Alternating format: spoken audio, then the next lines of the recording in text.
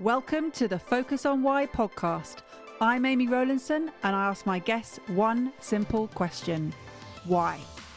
Focusing on the importance of why, I share with you the relatable, uplifting and inspiring conversations I have with people from all walks of life. This podcast will encourage you to focus on your why to enable and empower you to achieve the success you desire. Have a purpose, have a plan, focus on why. Before we get started, are you thinking of creating a podcast or are you a podcast host already?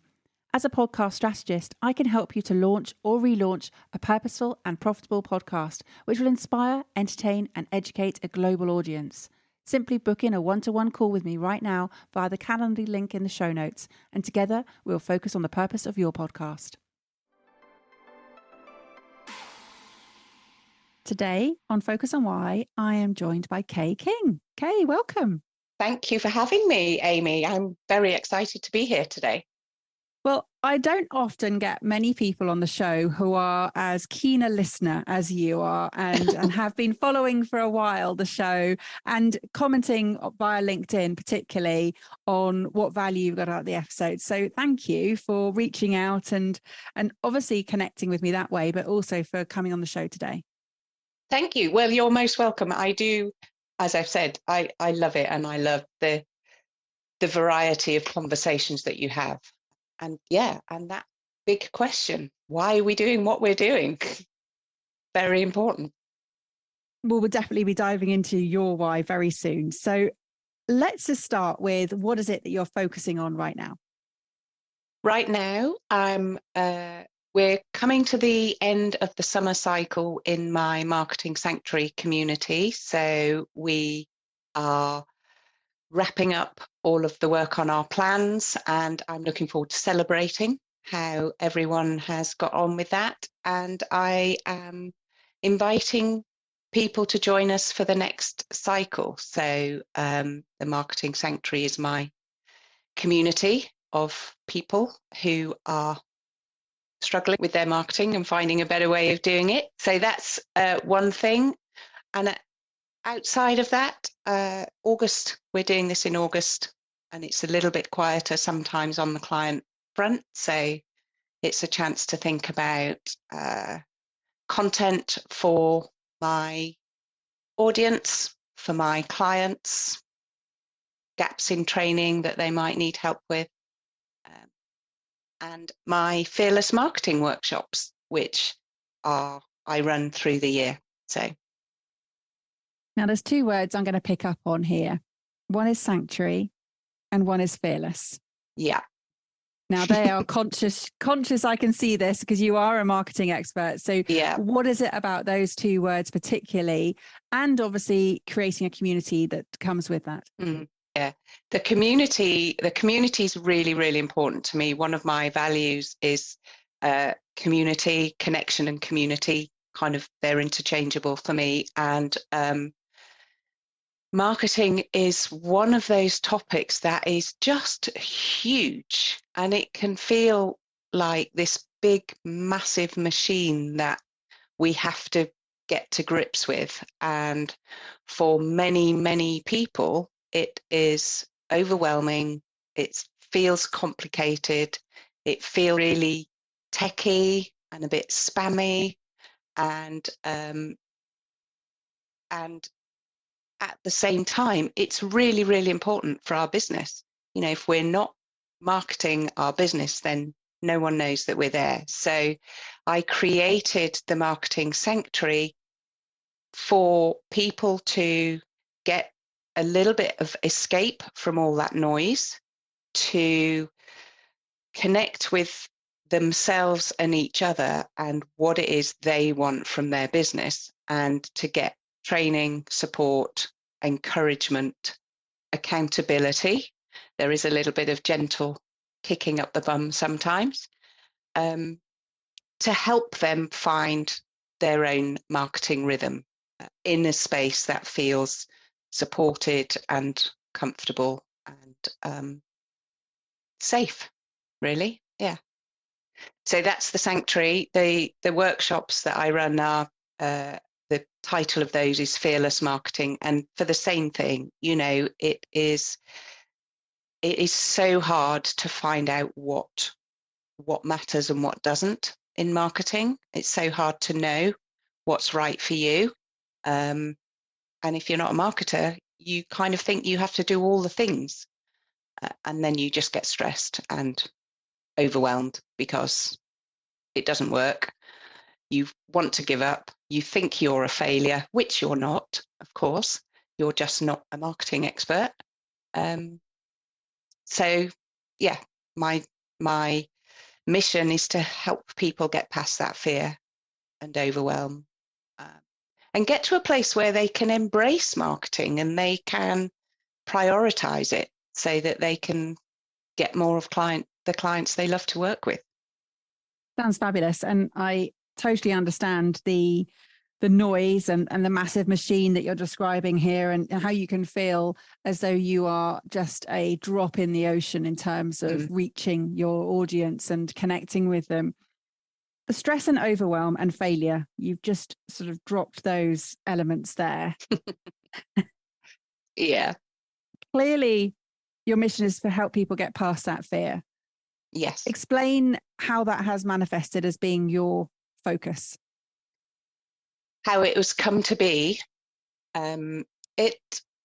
It's interesting. I worked in marketing agencies for about 30 years before I set up a business, which wasn't this business. And I worked with some amazing clients and some very, very talented people. So I worked with some big brands. I worked with TK Maxx and Hilton Hotels, and Kenco Coffee. And I loved it and I learned a lot. But that pressure is relentless in the agency world. It is constant deadlines, constant battles to meet targets, and it became too much. I'd had enough. Took me 30 years to realize I'd had enough, but for most of that time I did love it. So in 2016 I set up a consultancy business, because I thought, I'm a marketer, that's what I have to do. If I'm going to work for myself, I have to do marketing for other people. So I was working with businesses of maybe 50 to 100 people who had some marketing budget, but no marketing teams. And I was creating strategies and doing the implementation for them. But I didn't really enjoy it that much. It was okay, but obviously the budgets and the size of the teams they had were nowhere near what I was used to working with. So what we could do was quite limited in my view at the time, not now. So I kind of started to think about what else I could do, but I didn't really know what else I could do. And somebody said to me one day, I said, one of the things that I missed most about my agency life was training and developing my team. So I loved it when someone came into us straight from uni and they worked with us for a couple of years, they got promoted once, maybe twice, and then they went off to an amazing job somewhere else. And I had helped them develop those skills, that potential, that confidence to go off and make an amazing career for themselves. And I got a lot of pleasure and a lot of pride. I had that little kind of proud mum moment when people went off to a great new job somewhere else. And I did miss that. That motivated me, really, seeing people reach their potential. And I was talking to someone one day in a networking thing, and I said, I really miss the training development stuff, but I can't do that in my business. I don't want to grow a team. I don't want to employ people. It's not part of my vision. And she just looked at me and she said, why not? And I was like, oh, that's a really good question. Shortly after that, I became quite unwell. I had quite severe chronic fatigue for almost 3 years. And I was kind of trying to do the consultancy stuff a bit, but obviously that dried up after a while because I couldn't get out there and promote my business. And it gave me lots and lots of time to think about what I could do. And I had met lots of people who were working really, really hard to promote their businesses. They're trying to do all the things they thought they had to do, and it wasn't working. I met a lady who had spent £800 on a Facebook advertising course. Just the course, not the ads, just the course. And she got nothing from, not a single lead. And a really short conversation with that lady told me that she was never going to get results from Facebook ads, partly because at the time it wasn't the right channel for her. She was a mortgage broker, and this was several years ago, and no one would consider buying a mortgage through a Facebook ad. But also, more importantly, she had no idea who her audience was, how she could help them, and what made her different. 3 really, really important questions in marketing. Who do you help? How do you help them? Why are you different? Without those, it doesn't matter how hard you work or how much social media you put out there. If you don't have clarity around those questions, nothing's going to work for you. And so I could see people trying to do marketing without thinking about those really important questions. And I thought, I can help these people. I can help them, first of all, recognize those questions are important. And secondly, find a way to explore those questions for themselves, and also to feel confident and comfortable talking about that stuff in a way that connects with their dream clients.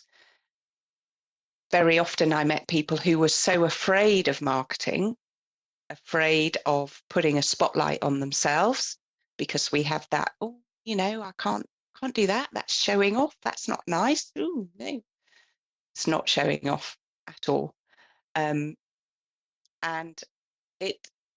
those people also had amazing businesses, and I wanted to help them get their businesses out there to the right people. So the marketing mentor thing started to form. I messaged a few people and said, I've got this idea.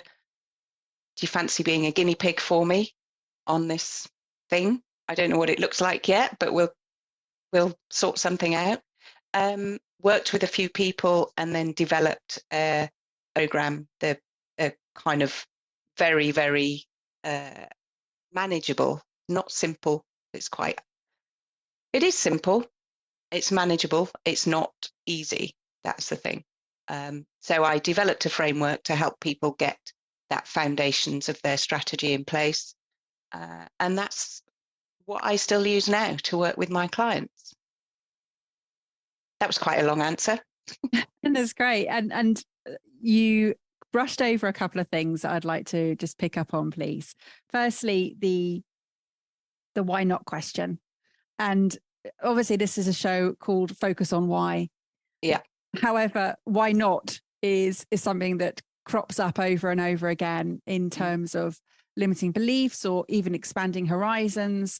And you also then touched on the fact that you were then bedridden with chronic fatigue for 3 years and sort of not able to function as well as you had done previously. So I wanted to see how much of the limiting belief or the why not question and then the debilitation of chronic fatigue, how they came about into taking you on your purpose-driven focus. The why not question, people must have asked me that question before, but it really made me sit up and think. It just made me think, gosh, there might be a different way of using my skills and experience that I got in all of those years of working in marketing agencies. I think when you're in I say to my clients, we can't see the label from inside the jar. When you're right in it, you can't begin to comprehend what might be possible on the outside. So that person asking me that question opened up my thinking to think, oh, okay, actually, maybe there is a different way of doing this. And I actually heard somebody just in passing, I wasn't even having a conversation with her. I heard her talking to someone else about having a marketing coach. And I was like, I didn't even know that was a thing at the time. And so that must have planted itself in my head a bit.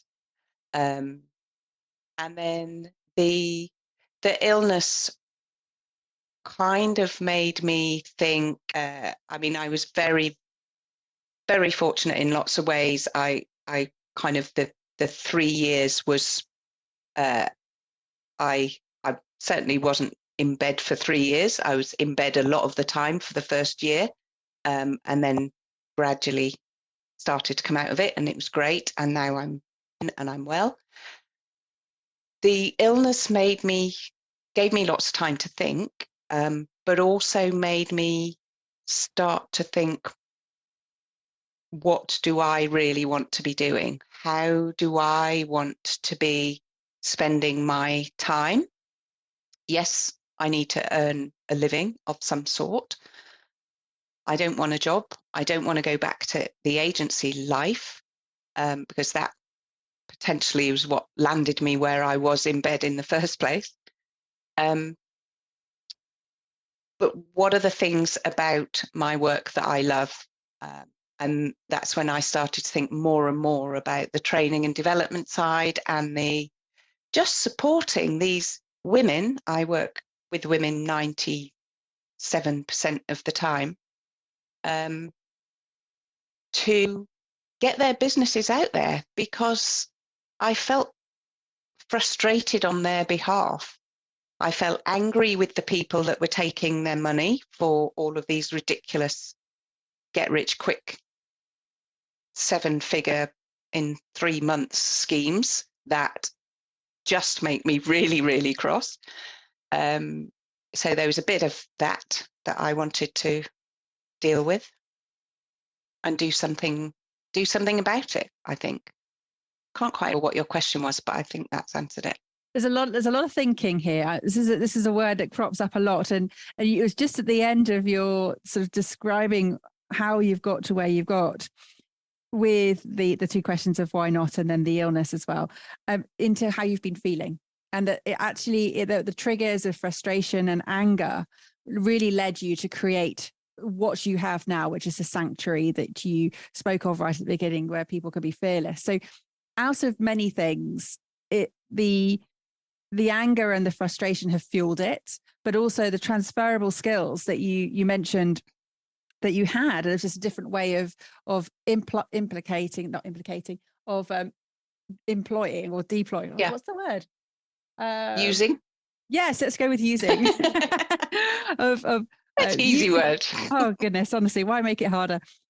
When you described it as being able to, you can't see the label from the inside, and I often say you can't see the picture from inside the frame. Same concept. Yeah, absolutely. Love that. I haven't heard the jar one before, but it is so true, particularly, and I'm going to say from a perspective of a woman, that sometimes we don't see the transferable skills. Now, I'm saying particularly from a woman because as a stay-at-home mother for many years, I didn't see how those skills would be transferable in a business context. And my goodness, how wrong I was. Absolutely. And I think that is, it's so true, isn't it? Because we also, I think it's hard to see yourself, how others see you, but we get put in boxes too easily, I think. And interestingly, this has just occurred to me. When I worked in agencies, I was in a box as someone who got a lot of stuff done. And, if you want a lot of stuff done, you give it to Kaye. And I,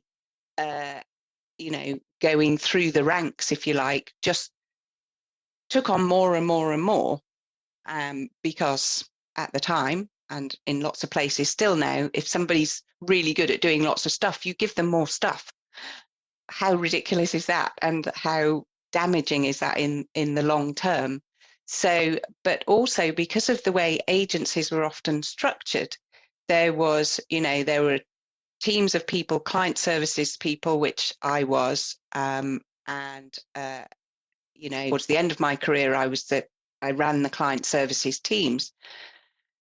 Those people built the relationships with the clients. They managed the teams who were doing the stuff, and we had planners, and the planners were the people who had the big ideas, the clever people, the, in inverted commas, I'm waving my arms around, you can't see that. And so when I first left the agency for world for a while, I kind of thought, well, I can't do the strategy stuff because I wasn't never a planner. I was a client services person. So I think part of my resistance to doing the strategy with the businesses that I worked with in my first business when I first left before I started the mentoring was I'm not sure, consciously or unconsciously, I'm cut out for this. I'm not sure I'm good enough to do this. And that's probably why I wasn't enjoying it as well. But the more I met people who had no marketing background at all, no experience, no training, the more I realized how much knowledge and experience I had that was valuable for other people. My husband always used to say to me, you've got more marketing knowledge in your little finger than loads of those people that you are in awe of or worried about or whatever in those days. And I think you don't see that. You don't see, because it's obvious to you as well. And that was something I had to kind of overcome to support my clients, because sometimes there'd be something really quite straightforward that I wouldn't talk about with my clients or wouldn't share information on social media about, because I thought, well, that's really obvious.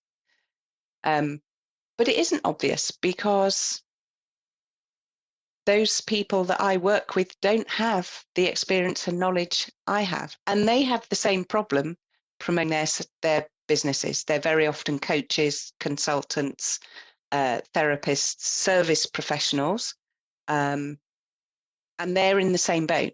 What's obvious to them isn't obvious to the people they're trying to help. So understanding that, who do you help? How do you help? Why are you different? And getting that on repeat helps them connect with their audience and helps them attract the right people for them. And I understand my husband often says the same to me about what I take for granted as being knowledge that everybody has. And it is a case of, you think that it is straightforward. It sounds common sense even sometimes, but no, it's not the case. And No. I would love to hear more about what you feel is obvious to you in terms of your work and how purpose folds in. What is obvious for me in terms of my work, which often causes light bulb moments, I think, is that at its heart, marketing is just a conversation. It is just a conversation between you and somebody who may or may not be interested in working with you at some point now or in 6 months' time, maybe a year or 2 years' time. And because it's just a conversation, in essence, you can choose how you have that conversation. You don't have to be on all the social media platforms every single day. You can choose not to be on social media at all if you want to. So I've lost my thread a bit there. Does that answer that question? Yeah, it was just what was obvious for you in terms of your work, and I love that in terms of it's just having a conversation. Marketing is just having a conversation. Yeah. In terms of the purpose element, and in terms of how purpose falls into your work, how you are embracing your own focus on why in everything you're doing. How does that work for you? It works for me. My purpose, if you like, is to fundamentally really stop people beating themselves up and wasting time, energy, and money on marketing that is never going to work for them, and to help people believe that they are the best people to help their dream clients. Because at the end of the day, really, marketing is, yes, it's just a conversation, and it's not about shouting, buy my stuff. Nobody wants that. And sometimes I think people think that marketing has to be like that. It has to be shouty and noisy, and it really, really doesn't. So my purpose comes through in the way I bring potential clients into my world through conversations, through networking, through giving them advice and sharing content that I know will be valuable for them. And I've lost my thread because, oh yes, so marketing really, if you're a coach or a consultant or a therapist or something, there are people out there who need your help. And if you're not creating conversations, engaging them in your world, they don't know you exist and they can't get the help that you can give them. So my purpose is to help my clients see that as part of their purpose, because very often they're people who their businesses are about helping people. I don't work with people who sell widgets or make stuff. So they may not call it a purpose, but they have a deep desire to transform people's lives, to help people have better health, better relationships, a more successful, in inverted commas, business that allows them to live the life that they want to live. So I guess my purpose is to help them live theirs through marketing effectively in a way that will draw their dream clients into their world. Because often people can be very busy working with clients, but they're not their dream clients, and they're not really feeling like their life is purposeful and fulfilled because they're working with people they don't really want to work with, just because they think they've got to work with anybody. Yeah, I understand that. And one of the things that I hear time and time again in terms of marketing is to understand your niche.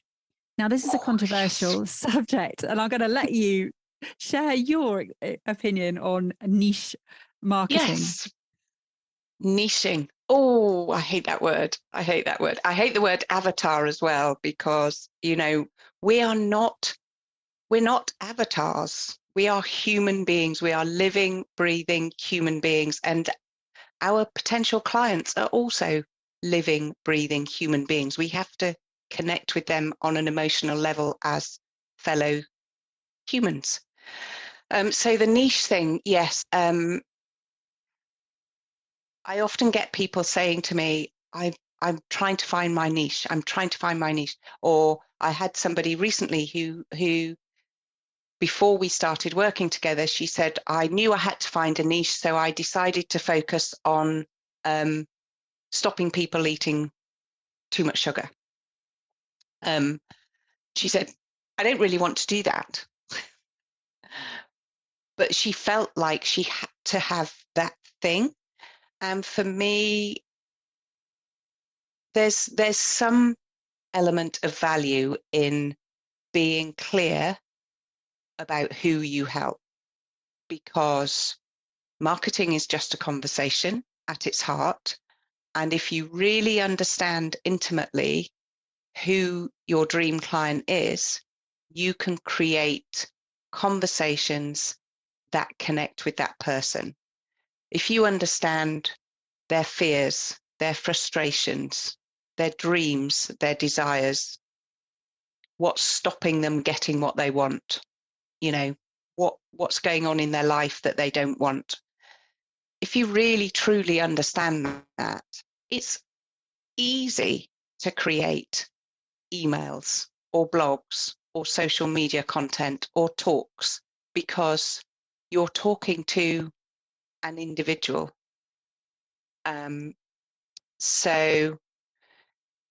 niching people, a niche doesn't have to be a particular type of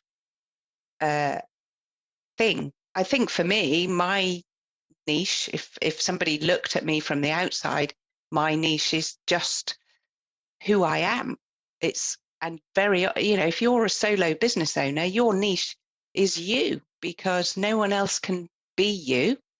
No one else can work with your clients in the way that you work with them, in your unique combination of skills and tools and talents. So I'd say worry less about the niche, because that's an abstract concept, and worry more about really truly understanding who it is you want to be helping, who it is you want to help, and what impact you can have on their lives, the relationships, their business, whatever. And how does the dream client differ from the word avatar that you're not a fan of? Your dream client is, I'm looking up here because I have a photo, I have a visual representation of my dream client. She's called Sarah. And until very recently, I'd never had a client called Sarah, but last week I had a one-to-one session with a lady called Sarah. It was brilliant. So I encourage people and anybody who's listening to, if you want to think about who you really want to work with, who is your dream client? Who is the person that if you get a call and you chat to them and you can tell the minute you start the conversation that they're a good fit for you and that you can help them? What is it about them that makes them such a dream client? Sometimes you can think about what you don't want. That's really helpful. But it's the people who make you jump out of bed in the morning, who, when you look in your diary, you go, yes, I'm working with that person today. I can't wait, because I know we'll have an amazing session. I know I'm going to help them get a breakthrough. I know that they are going to bring what they need to bring to the table. So, yeah, your dream client is a living, breathing human being with challenges, frustrations, and a life outside of what it is that you do, which all impacts on how they are feeling in their current situation. Yeah, 100%. And understanding what their own purpose is, knowing what it is that they're looking to achieve, and then you by working with them help them to achieve incredible ripple effects, and it just carries on constantly. There's been I'm just going to pick up on the thinking and this reflective practice that you have built into so many parts of your framework and working with your clients, just to help them to think about what it is they're trying to achieve. You know the show. I have my reflections episodes after every 5 guests. I'm really keen to think about what it is that I'll be reflecting on from this conversation, particularly. But that's for another day.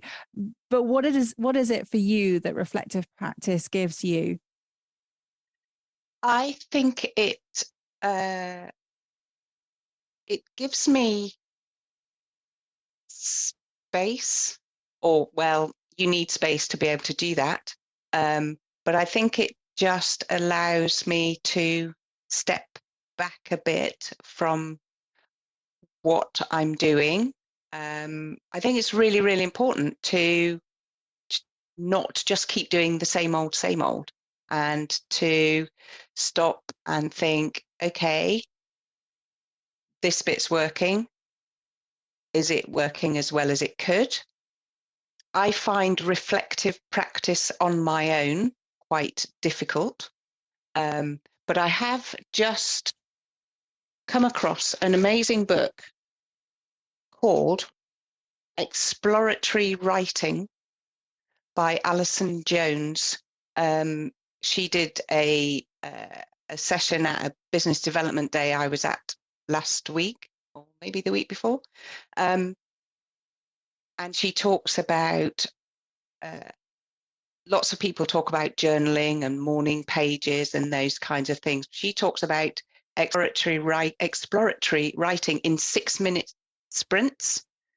So you pose a question, you set the timer, and you just write for 6 minutes. And that kind of somehow frees up something. So I do write quite a lot to try and reflect and answer questions. It's not something I would have done, certainly not before I was ill. It's, you know, I came across lots of tools and techniques to help with all sorts of challenges that we all have during that time of being ill, and journaling was one of them.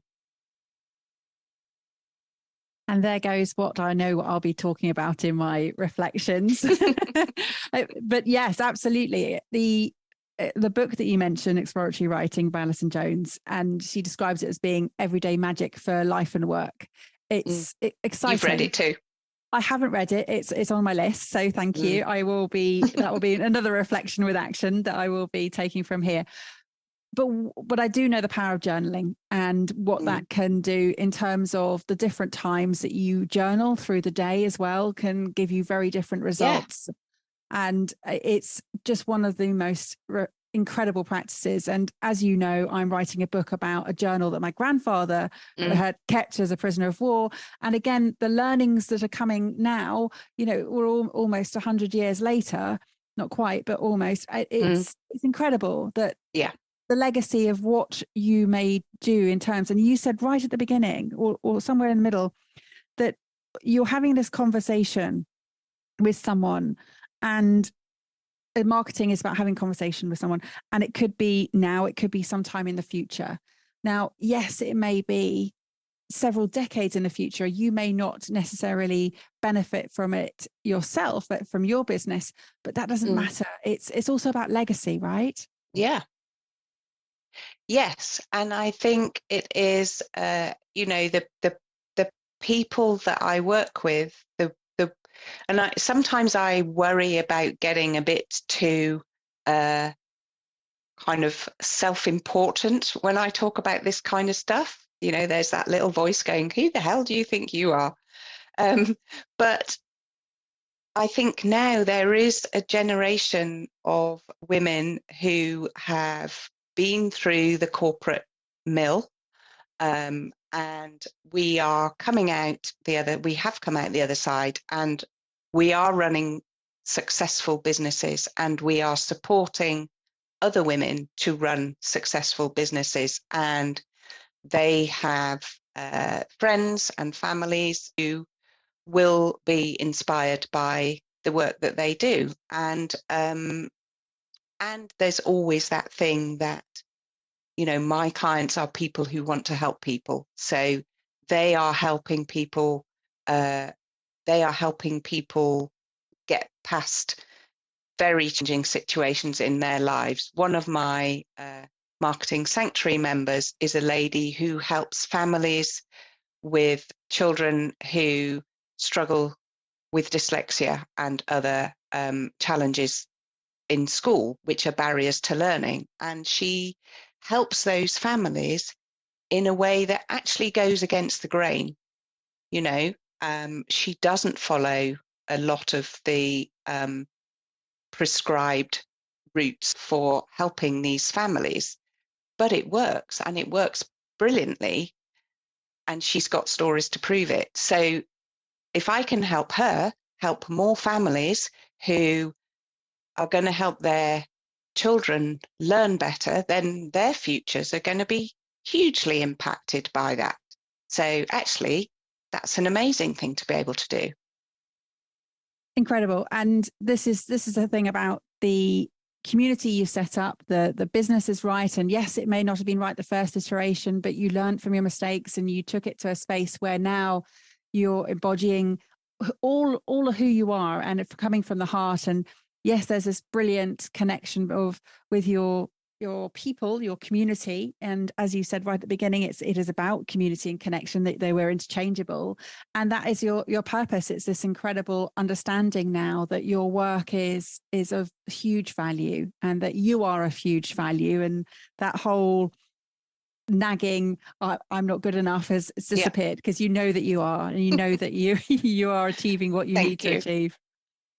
Yeah. And it is, I have lots of help for that. And we all have days when the voice comes back and we need to manage it. And I have lots of support around me to do that. And I think being able to recognize that is a huge step for anybody. And because of the support I've had, then I can help my clients do that. I'm not a coach, in inverted commas. I have never trained as a coach. And if I think somebody would benefit from working with a coach to help them with some of that big mindset stuff, then I will put them in touch with people that I trust to support them. But very often it's just a case of creating a space for them to feel comfortable to step out of the comfort zone a little bit and put their head above the parapet and kind of start to talk about their work. So I've got a lady in the sanctuary now who I worked with one-to-one at the end of last year, who had been in the services in the military for 24 years, come out, has a coaching business now. When we first met, she said, I don't want to be doing anything on social media. I don't want to be doing any of that. I just want to get clients some other way. And this week in the marketing summit, she has said, I'm really loving creating content on LinkedIn at the moment. How amazing is that? She's found her voice. She's creating great content. She's getting engagement, and she's got past that belief that it's a bit grubby and it's a bit icky. And helping people do that is an amazing thing to be able to do. Fabulous. Well, what a perfect opportunity for me to say, how can people reach out to you, Kaye? LinkedIn is where I hang out most often. I'm also on, I'm Kaye with an E, by the way. So if you're putting in Kaye King, marketing mentor, you need the E. I have Facebook, which is Marketing Mentor Kaye, and I have an Instagram account at Mentor Kaye. My website is marketingmentorkaye.com. You can email me, hello@marketingmentorkaye.com. So yeah, I'd love to hear from people who have, who have been helped a little bit by something that I've said today, because even if only one person's been helped by something I've said today, that's enough for me. So Absolutely. Get in touch. Well, thank you so much, Kaye, for sharing your focus on why. It really has been a pleasure to have you on the show, and thank you. Really look forward to hearing some people who've reached out and gone on to work with you, and then what they've gone on to achieve. So the ripple effect starts here. Definitely. Yeah. Do you have some final words, please, for the audience?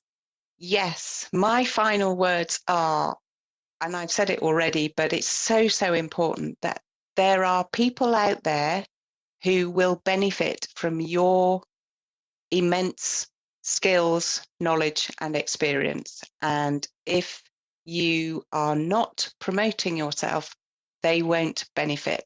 So you kind of have a responsibility in a way to help them find you. And that is just through conversation. And everybody loves a good conversation. It's not complicated. It's not spammy. It's just helping people who need your help find you.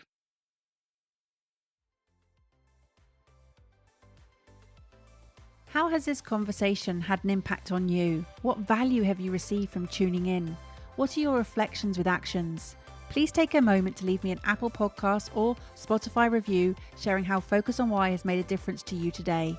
Remember, the conversation doesn't end here. To keep it going, simply connect with me on LinkedIn, Instagram, Facebook or Twitter, or join the Focus on Why Facebook group. All the links are in the show notes. Have a purpose, have a plan, focus on why.